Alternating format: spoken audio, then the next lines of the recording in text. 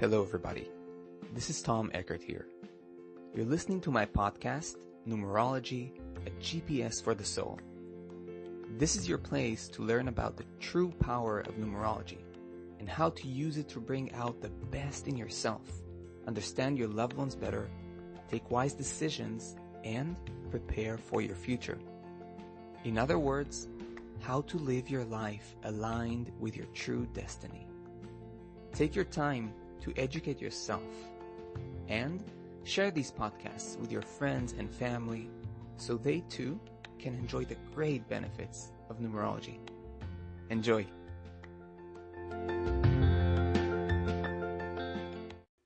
Hello there, and welcome to all my listeners to yet another episode in our ongoing series about the 6 ways to empower every life path. And today, we're going to talk about no other than life path number 7. But before anything else, if you are new to my podcast, then welcome, my friend. In this podcast, we discuss numerology, or more precisely, in-depth numerology, as a path for inner transformation, for spiritual growth, for the expansion of consciousness.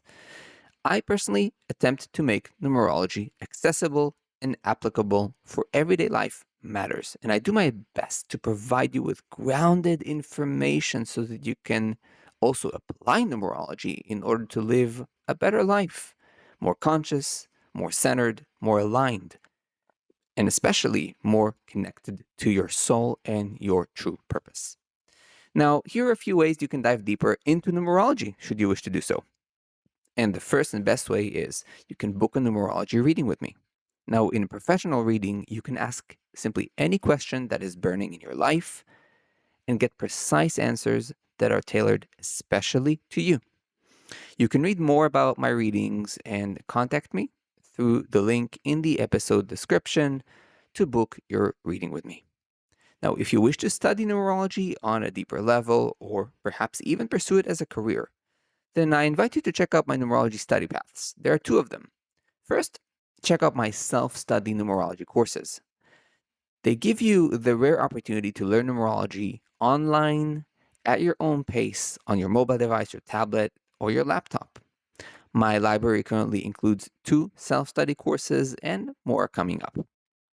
Or, if you want to be initiated into the real rare depths of numerology, be it as a path of career or simply because you want to grow, evolve, and have a journey of self-discovery, you can sign up to my complete path of certification, where you study directly with me, one-on-one, all the way from where you're at, be it a complete beginner or already an experienced numerologist, to a numerology expert, and you get certified as a professional numerologist. Again, to read more about both study paths, check out the links in the episode description. So today, my friend, we will dive deep into the 6 ways Life Path 7 can come into flowering and to empowered embodiment. Now, diving deep, right? I said we'll dive deep, and diving deep is almost a synonym to number 7. And so this will be very interesting. Now, it also happens to be my life path number and also my soul urge number. So yours truly has 2 7s in some of the most important locations in their chart. So it's going to be fun to share from a very personal space. And also remember, this episode is also relevant for those of you who have 7 in other central locations in your chart, such as your expression number or soul urge number. So not only for those of you who have it in your life path number. Having said all of that, I think we're ready to dive in. So let's begin.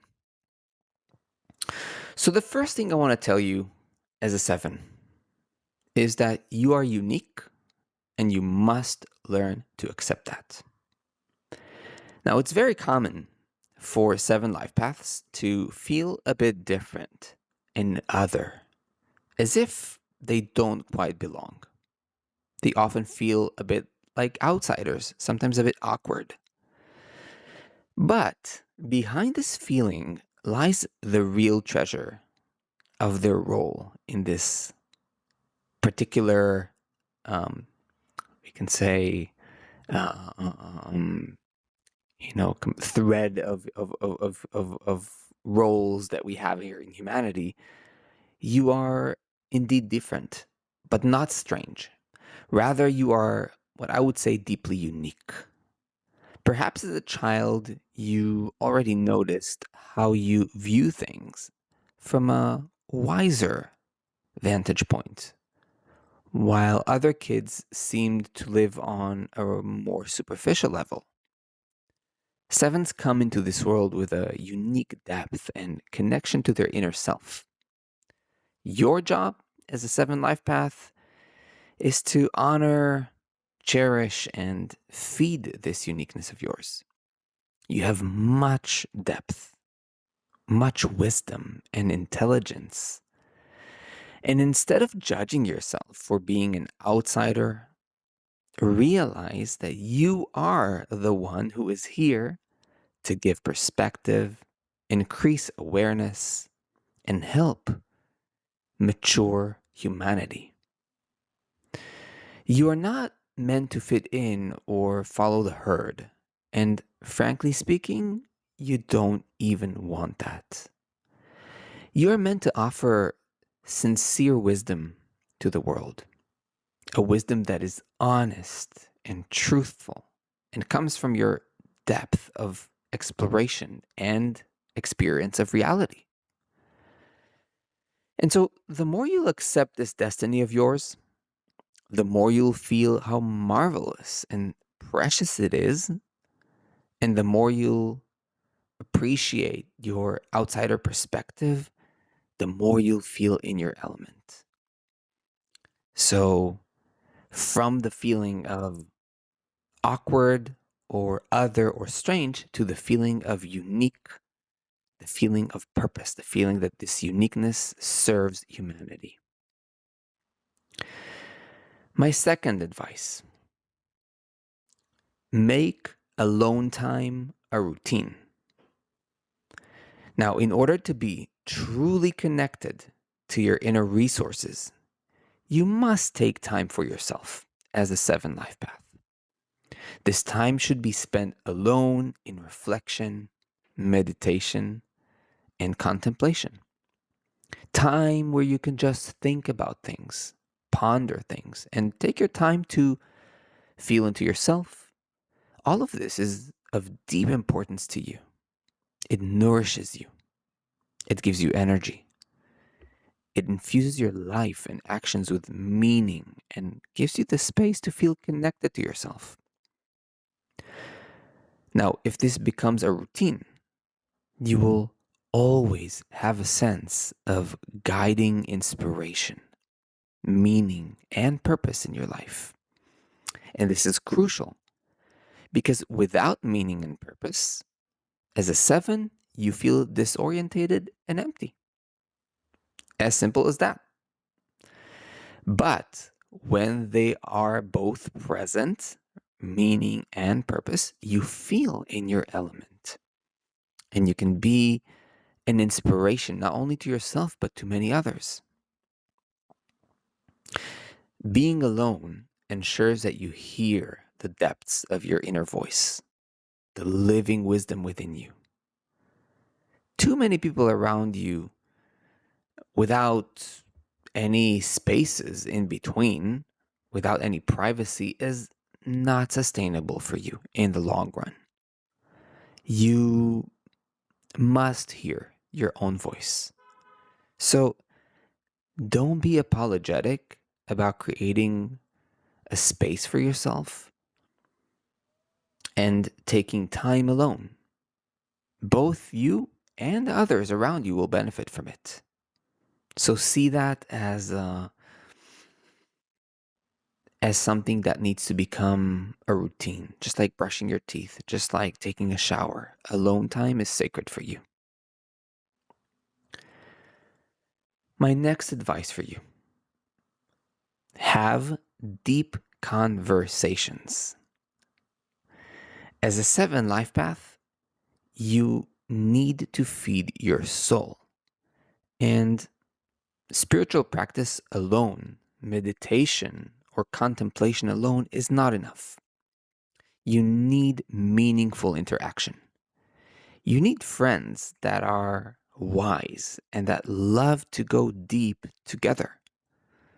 Small talk couldn't be farther away from your nature, and you might even feel a little bit awkward trying to, spark a little small talk conversation. You might feel a little bit clumsy doing that. And it also feels meaningless to you. Let's be honest. You want to share depth, you want to share meaning, and you want to share truth. Deep conversations about life, about the deeper questions of life. All of this is like food for you. In Hebrew, my own mother tongue, we have a term for such talks. We call them sichot nefesh, meaning, if I sort of try to translate that in a literal way, conversations of the soul. Beautiful, right? And this is exactly what a seven needs, right? Having sichot nefesh, right? Having conversations of the soul feels like leaving the mundane behind, leaving time behind, and diving together into the wonder and mystery of existence. I find it very beautiful that in the Hebrew language, this term sichot nefesh is a very, it's a very normal thing, right? To have sichot nefesh, to have conversation of the soul with someone is something that is deeply appreciated, right? So as I said, like you leave the mundane behind, you leave time behind, and you dive together into this exploration of life. And there's nothing more satisfying and fulfilling for you as a seven than touching the mystery of life, diving deep and getting in touch with things of essence. That's really what it's all about for you. So, very often, such talks open the space for revelation, deeper understanding of yourself and of life, and for fostering deep and meaningful connections with others, which again is also important for you.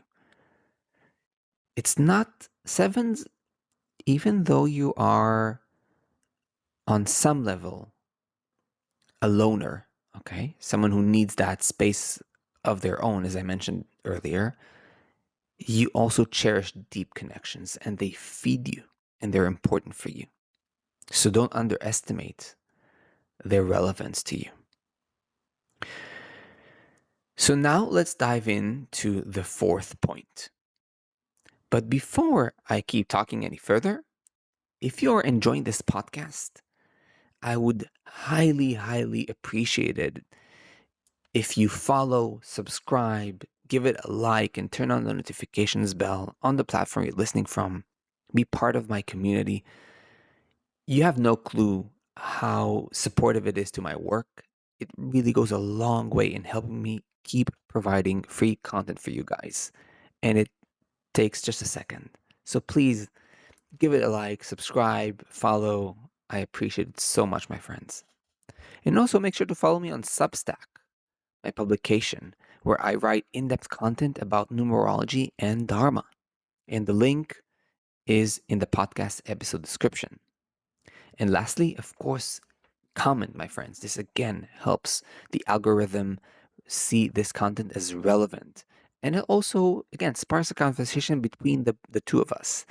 So I always love answering all of you, and it will help me a lot, again, in basically the algorithm understanding that this is important. So go ahead, leave a comment, leave your thoughts. I'll answer you.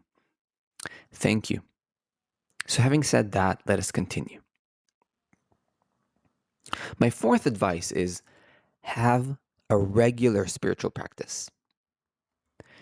Not all sevens are aware of their spiritual nature. But if you want to truly live up to your original potential, I highly recommend assuming a serious and deep spiritual practice. Preferably a practice that is rooted in a serious spiritual tradition and not any random new agey practice. And the internet and also the bookshops are just proliferating with new agey nonsense. Sorry, I'm a 7 and I speak to you with, this sort of straightforward directness. You want to follow deep yogic teachings, Tibetan Buddhism, or Buddhism in general. All of these can be wonderful. I'm just giving some examples. There are also profound Christian mystic, teachings, or Kabbalistic teachings, or other Sufi teachings, but it has to be profound and deep. Real spiritual texts can enrich you and bring clarity and order to your mind. But don't stop there. Only accumulating information, for example, reading books about Buddhism, reading books about whatever, right? Yogic teachings isn't enough. It may spark your mind, but you need to have a deepening, direct experience of the spiritual reality, which is real, palpable, something that you feel in your body, in your energy body. And for that, I recommend having a regular meditation, contemplation, and prayer practice. A practice that activates your energy body and makes spiritual teachings come to life. If you only stay with information without experience, you're taking the risk of becoming a rigid, mindy person who thinks they know things, or thinks they know everything sometimes, but actually don't. So you need to find a practice and tradition that speaks to you and answers your need for depth, seriousness, and meaning. Don't settle for less. Not you, not a 7. But also, and this is the complementary side, don't search for a perfect path because there isn't one. Search for a serious path, not a perfect one. This can also be a trap of your mind, trying to sort of find something perfect. It doesn't exist. And if you don't know where to start, you can always contact me to book a spiritual mentoring sessions. I'm always happy to help. My 5th advice to you, as a 7 who loves information and has the potential for wisdom, one of the biggest pitfalls is thinking you know it all. All sevens, myself included, have some inherent level of arrogance. That's just the way it is. It's structural. And it's very good and healthy to become aware of it and admit it to yourself, just as I say it to you up front. Of course, I know my tendency as a 7, someone who has 2 sevens, is to have some level of arrogance. I do. And I'm not ashamed of that. That's my honesty with myself. It is the natural byproduct of having a predisposition, you see? When you have this sort of predisposition to seeing things on a deeper level, the flip side, right, of this positive trait is arrogance, because you see a lot. So you tend to feel like, no, I see everything, I see better. So, sevens very often have a very strong mind and a strong sense of intuition and knowing. They follow their knowing. It's part of their destiny. It's part of your destiny. And very often they do indeed see things better than others. That's the tricky part. However, arrogance means you think you know it all and you are better than the person in front of you. And both are wrong and untrue. It's simply a fact. And as a seeker of truth, right? All sevens are inherently seekers of truth. You must stand up to your own serious standards. You cannot slack off. Not there. No matter how much you know, remember, you know nothing. And eventually, spiritually speaking, you simply cannot know reality. It's unfathomable, ineffable. And so, real wisdom is that to know you do not know.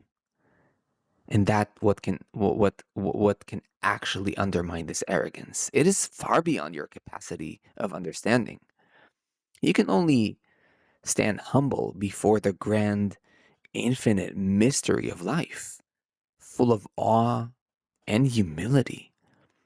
And that's essentially the way you're meant to meet every person you come across. And if you don't do that, you're bound to ruin meaningful relationships. You're bound to have people reject you and not want to listen to you. And eventually you simply you're isolating yourself and possibly, bring yourself to a place where you live in this illusion that and become a bit of a bunker. It's not what you want. You don't want to live in disconnection, rejection, and in a bubble.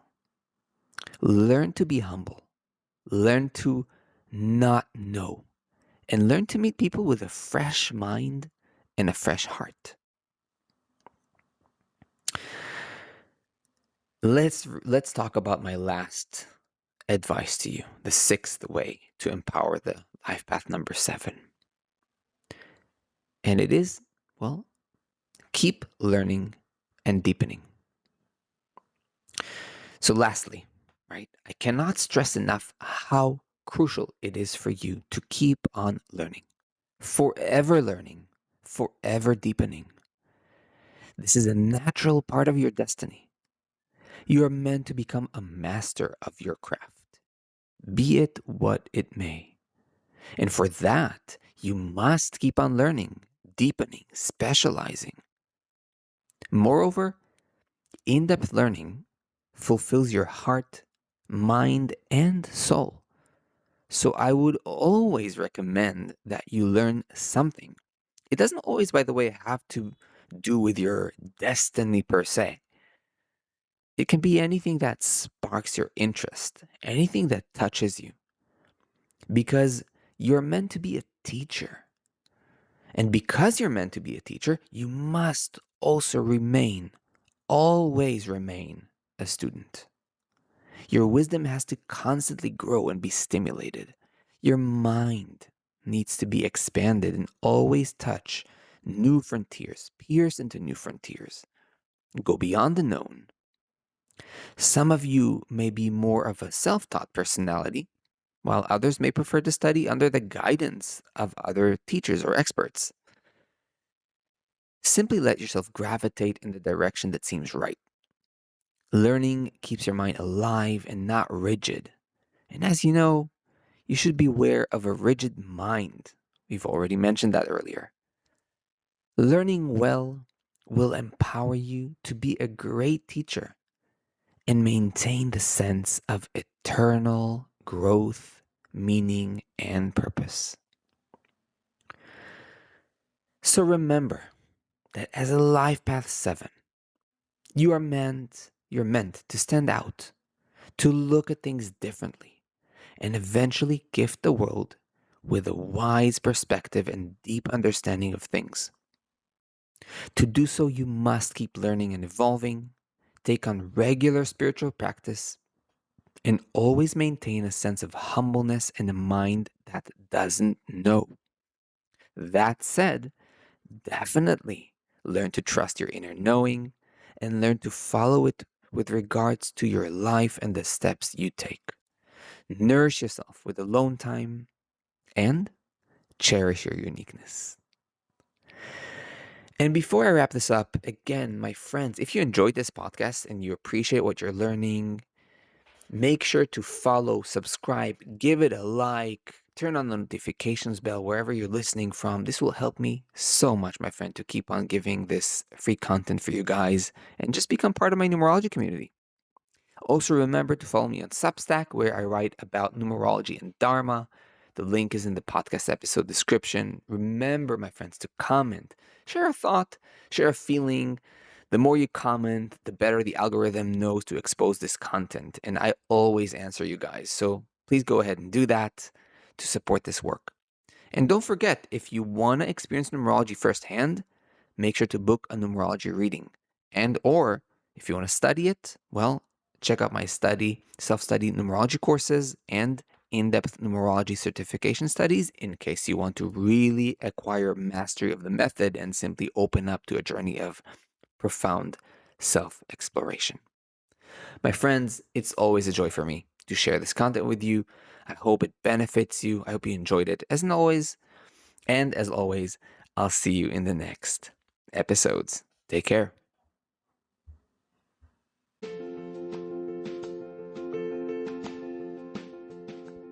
I hope you enjoyed this podcast.